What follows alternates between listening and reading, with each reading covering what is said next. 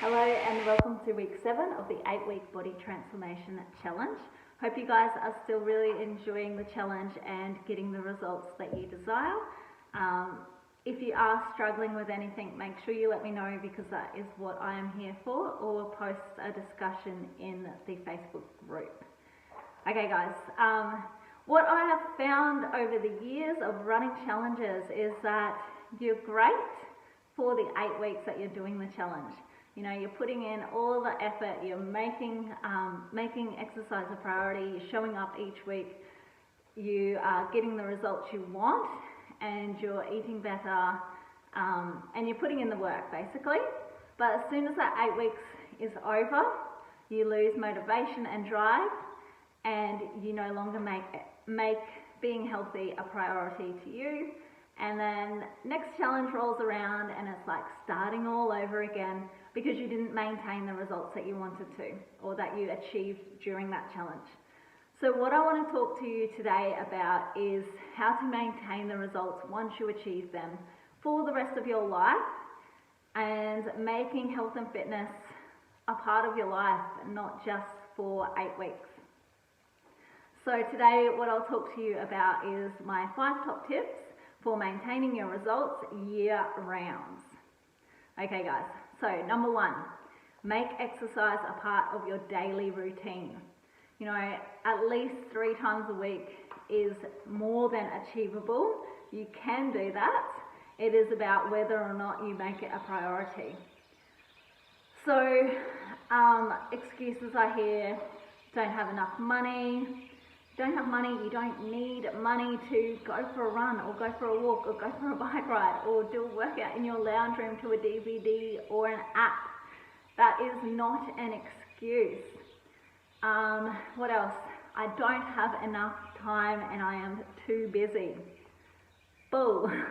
We are all busy and have 1,000 things to do all the time. The list never ends and never gets smaller. You're no busier than the next person, okay? We all lead really busy lives, and it's about whether or not being healthy and fit is a priority to you at the end of the day. If it's a priority, you'll make the time. If it is not, you will find excuse after excuse, which generally isn't even viable, okay? So, you know, if you don't have time, get up an hour earlier and go to bed an hour earlier. You're not losing out on any sleep that way, and you're getting up, starting your day in a good way, and you're feeling better for it, and you're more productive throughout the rest of the day because of it. You're probably happier as well and a better person to be around because of it. If you can only do exercise in your lunch break, do it in your lunch break. If you can only find an hour between after school events to do it then. And if it's only 20 minutes, who cares? Do what you can when you can and make it a priority. Commit to 3 times a week at least, and you'll see a big change in your life, and you'll see that you are able to maintain your results and you don't fall by the wayside and have to start all over again, okay? Number 2, always consider, how can I make this meal healthier or more, have more nutritional value? Add more vegetables into it, for example. So think about, have I gotten my essential fatty acids and omega-3 fatty acids in my diet today? Have I eaten foods rich in zinc and magnesium and B vitamins to help manage my stress better and calm my nervous system down? Really think about how you can make each meal as nutritional as possible. Eating a pizza, add lots of vegetables or a side salad to it. You know, it's not that hard. Just think about how can you possibly make it healthier, not necessarily lower calorie, but healthier for you, okay? And if you find you respond badly to foods like gluten or dairy, then swap them out because your weight is going to suffer because of the reactivity or sensitivity to those foods if you continue to eat them knowing you feel like crap after it.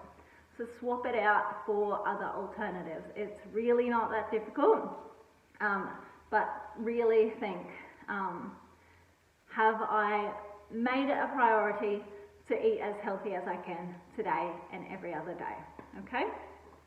Number 3 is be accountable to yourself by regularly logging your food. So you can use any app, you can write it on pen and paper, just do it. At the end of the day, it takes less than 5 minutes to do. I've heard so many complaints about, oh, I can't log because it takes too long, it's so time consuming. Honestly, it's really, really not. There's a scanner on your app and you can scan what you just ate. You know, it's not that hard. Stop making excuses, get in and do it, and be accountable to yourself. It really takes less than 5 minutes at the end of the day to log what you just ate for the whole day, okay? Do it, you won't regret it. Number 4, incidental movement. How can I move more throughout my day? You want to sit down and read a book? Why not maybe listen to a book as you do your cleaning? If you want to watch TV, maybe fold the clothes as you do it. Vacuuming the house, maybe occasionally use the handheld vacuum cleaner instead of the RoboVac. Hang out your washing instead of using a dryer. Need to duck downtown quickly to get one thing, why don't you walk down there instead, okay? And the other thing is also making family fun, making family fun activities high in movement, okay? So go to the park, go for a bike ride, go for a hike, go camping, whatever it is for you and your family that you find fun, but that involves movement.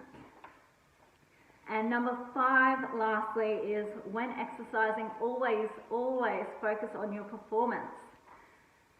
At the end of the day, if you are doing half a squat instead of a full squat and you don't have a legitimate excuse, the person next to you doing a full squat is going to get much better results than you who's doing a half-ass squat and barely bending your knees, okay? So really put in the effort. Make sure, you're getting that full range of motion, like I always say to my clients. Make sure you get full range of motion. Try and bring your knee as close to the ground as possible. Keep your shoulders down and back, chest up, abs engaged. The better your technique and your form, the better your results are going to be. The other thing is always focus on trying to lift as heavy as you can lift, because the more muscle mass you have, the more efficient your metabolism is at utilizing fuel for energy. So really focus on lifting as heavy as you can with the best form possible. Obviously, don't lift so heavy that you can hardly do it properly. Make sure you're doing it well, but you are struggling on those last couple of reps. If you're doing an exercise and you're finding it easy, that's no one else's fault but your own. You can choose a heavier weight, you can do better range of motion, you can move faster, and you can perform better. So just focus on your performance and always have a strength-based goal. So a strength-based goal is, for example, I want to deadlift 120 kilos. Make that one of your goals that you're working towards, instead of focusing on, I want to lose 1 kilo this week, 2 kilos next week, whatever that is. Focus on performance instead of weight loss, and you will see much better results.